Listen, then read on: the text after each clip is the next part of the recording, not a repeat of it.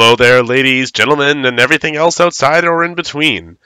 With Toronto Regionals on the horizon, I've decided to take a break from practicing Regulation E to focus on the upcoming Kitikami Prologue tournament.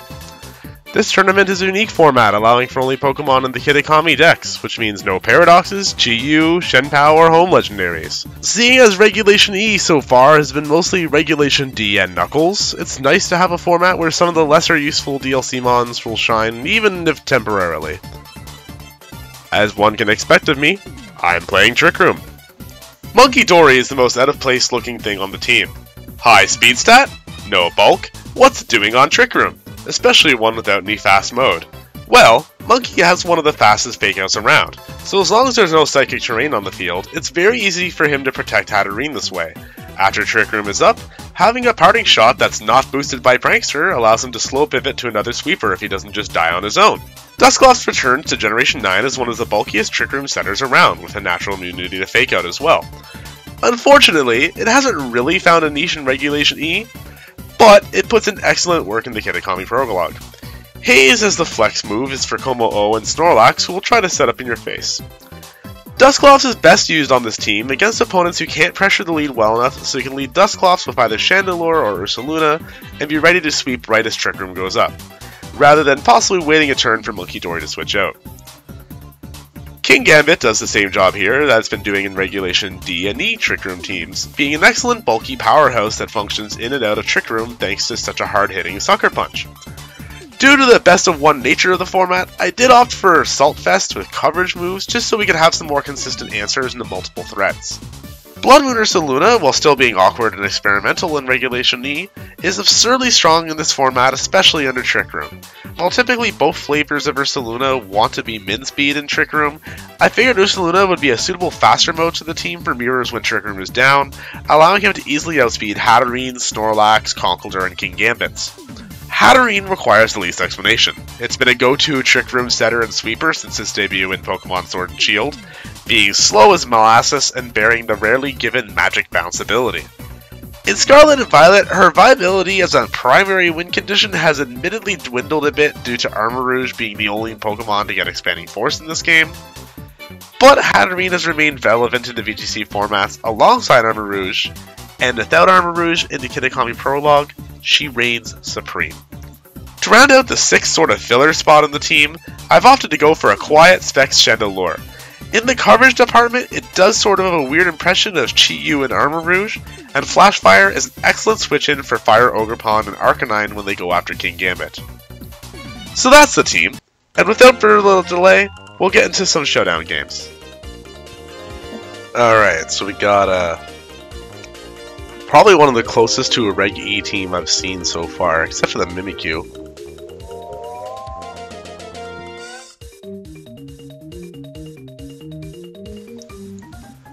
Not really scared of a whole lot of this except the Mimikyu, to be honest. The Mimikyu has potential to cause problems.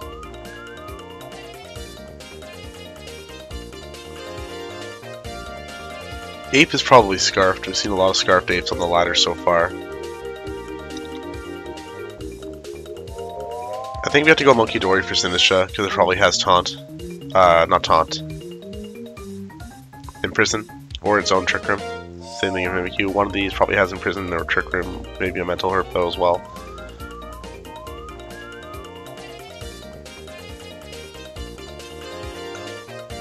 Hatterene matches okay into some of these. Probably a decent start. So we close it with Kingambit and Chandelure.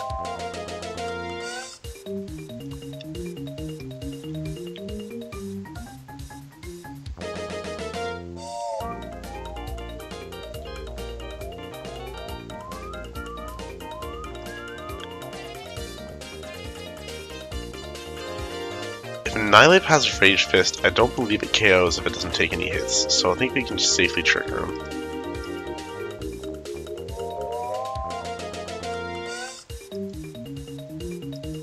Normal Annihilape and a Terrid.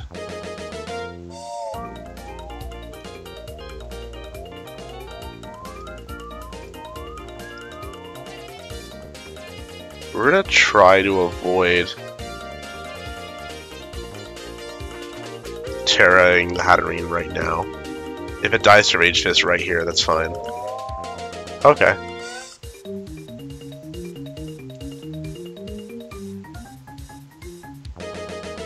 I think now we can just go to town with Hatterene and Chandelure together. The light screen won't even really matter that much, and we can save the Terra still. If you have to switch Chandelure out. Misty terrain.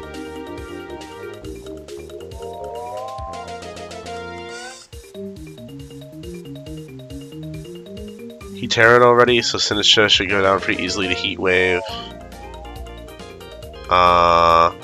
Actually a good spot to Terra Grass. I'm gonna Dazzling Gleam here just to make sure Sinistra goes down.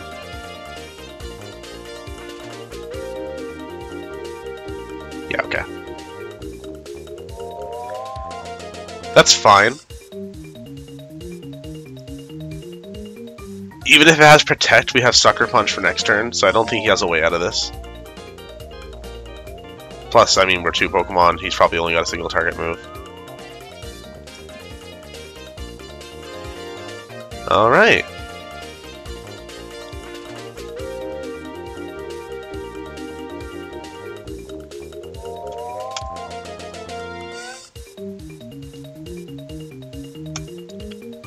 Alright, what do we got here?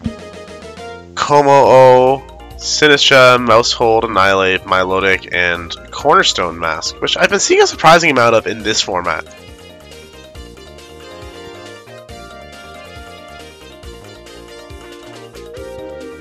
Now, most Mouse Apes I've seen aren't even really Mouse Ape. I've seen a lot of the fake outs, like, oh, Annihilate is like Scarf, even to Gambit Ape.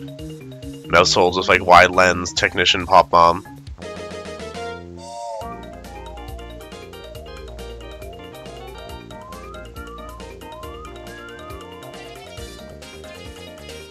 Either way,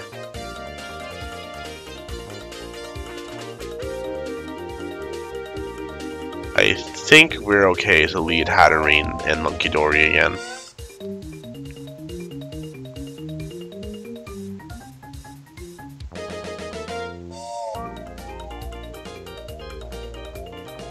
Honestly, I think we just run back the same combination. Chandelure deals with most of this. If Ogerpon Terras, we can go Terra Grass, Terra Blast, and do it. Annihilate and Mousehold.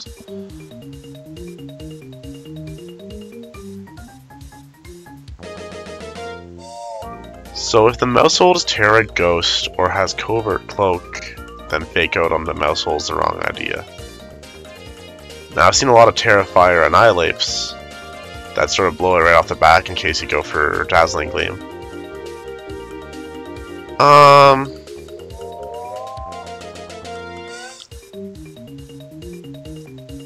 If he has to beat up on the Rage Fist, that's going to KO regardless of whether we Terra or not. If he doesn't beat up into Rage Fist, it won't KO at all. So we can probably just go Trick Room and Fake Out and see what happens.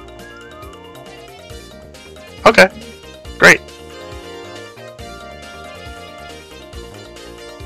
Exactly as predicted. So now we can Protect and we're gonna Sludge Wave.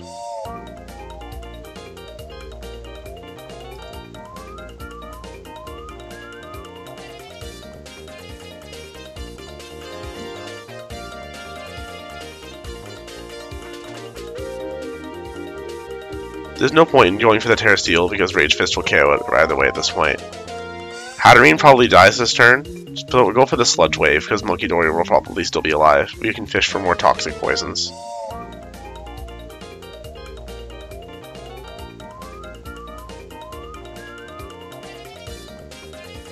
I didn't go for the Parting Shot that turn because on turn 2, because into the Mousehold it doesn't really do anything.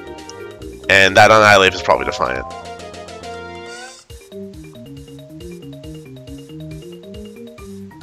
Oh, that's unfortunate, because now Hatterene gets taken out. But we got a very good Toxic Poison onto the Sinistra. Annihilate is low. King Gambit can just sort of come in here and go for a Kowtow Cleave. And actually, we'll Kowtow Cleave into the Annihilate slot just in case he attacks. Because Sludge Wave would take out Sinistra anyway. And then Munkidori goes down, that's fine. That Mousehole can't really do anything to King Gambit. Or to Munkidori if it survives this turn.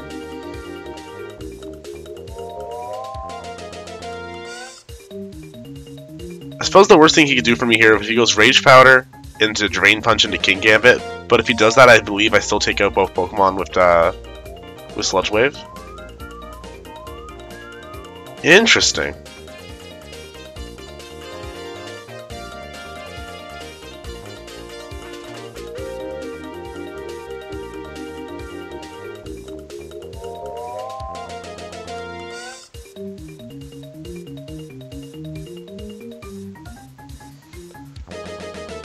Okay, so we're gonna Terra here, even though it means that we can take damage from Sludge Wave.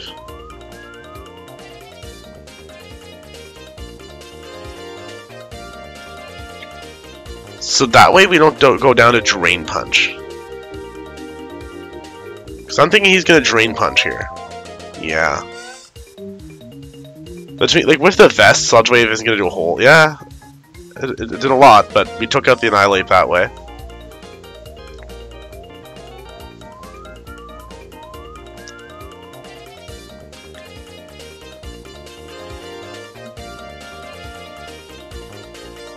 Assuming Sinistra is going to attack, because what else is it going to do? I believe we can safely Sucker Punch there, and we're going to switch out Munkidori for Chandelure. Praying he's not going to go for an Ivy Cudgel into that slot. But it should still be okay, because if he goes for Ivy Cudgel into the Chandelure and attacks with Sinistra, because I just don't see what else he could be doing. Trick Room doesn't benefit, Rage Powder would only delay inevitable. There's no point in me going for like Sucker Punch into Ogerpon.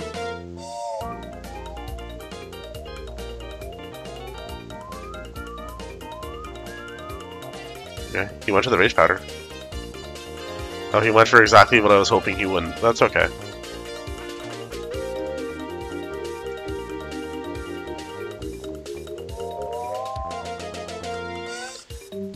We're gonna Sucker Punch here in case he goes for Matcha Gotcha. Oh, actually.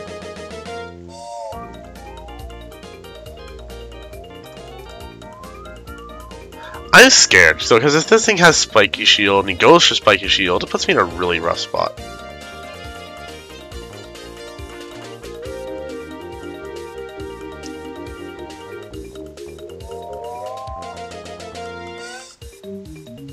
Let's try it.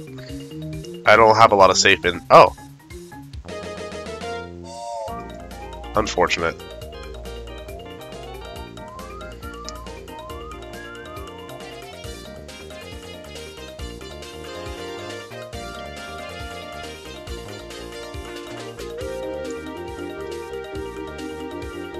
Don't think we get this one, but we got pretty close. Yeah. And then, okay.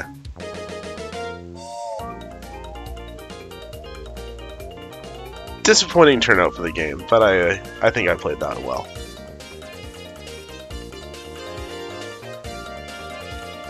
Alright, so we have got Sinistra, Grimmsnarl, Milotic, King Gambit, Fire, Ogerpon, and Gardevoir. I've seen a few comps similar to this that usually lead Gardevoir attempting to imprison.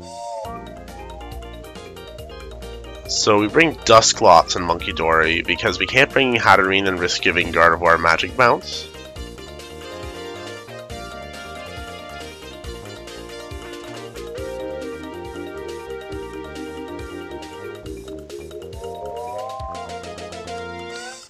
We just have to hope that Grimmsnarl doesn't have Taunt, but it's kind of a liability to have Taunt and Light Screen and Reflect. And then we can bring this for the other two.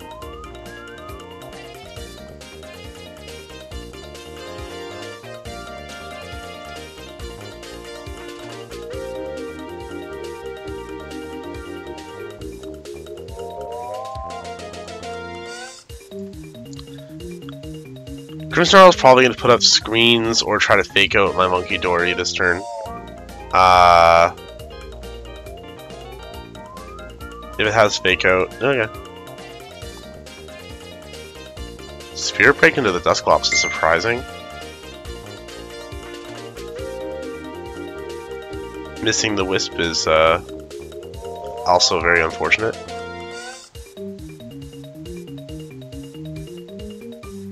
Now we're actually going to Terra Dark here, even though he's going to try and Spirit Break into the Dusclops, because we don't want to die to Kowtow Cleave.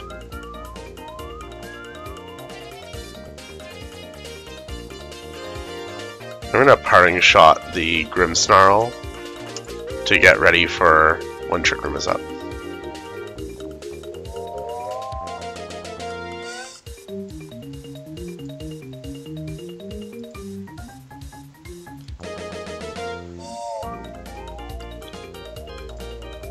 So now you can Will-O-Wisp into the King Gambit, and we're gonna Hyper Voice.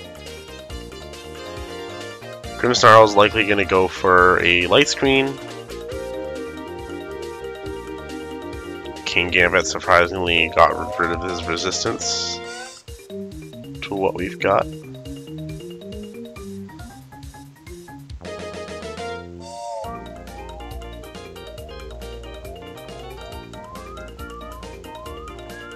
We're gonna Nightshade and Blood Moon into the King Gambit and hope that takes it out. Okay, there we go. Now, if he gets to hit me with another Spirit Break, we get to see one of the rare instances of Dusclops using Haze on my own side of the field. In about 30 games I've played with this combination, I've had once where Haze was relevant to clear stat drop, but it was nice.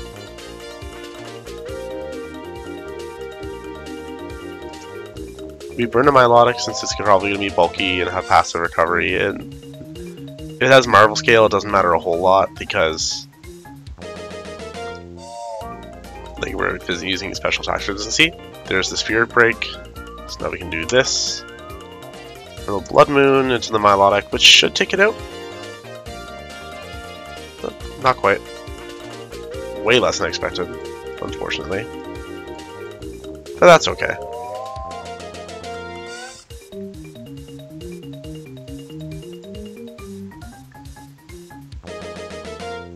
So we can fake out King Gambit and go right for a Kowtow Cleave into the Milotic.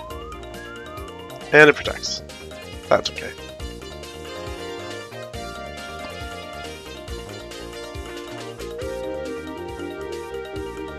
We're going to Sucker Punch this turn, expecting a Scald or a Icy Wind. There we go.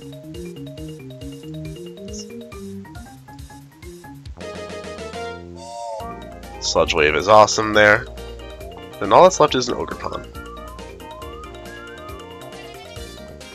It cannot Terra, so it will stay weak to Sludge Wave. Ivy Cudgel will likely go for King Gambit, so we'll Sucker Punch. And okay. That doesn't really do anything for him. I guess he was hoping I'd Kowtow Cleave, but I was too scared of an Ivy Cudgel to do that.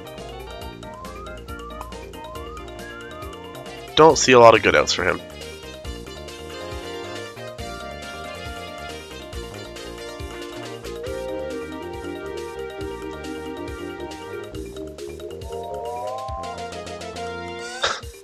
Okay, we take those.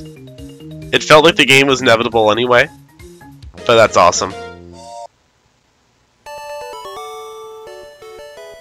Overall, this team is a lot of fun, and given that Kitikami Prologue is a casual tournament with nothing on the line besides internet clout, I'd say it's going to be what I'm playing on the ladder regardless.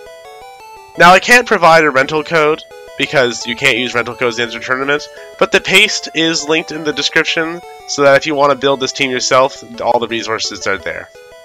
Thanks for watching, and have a great one.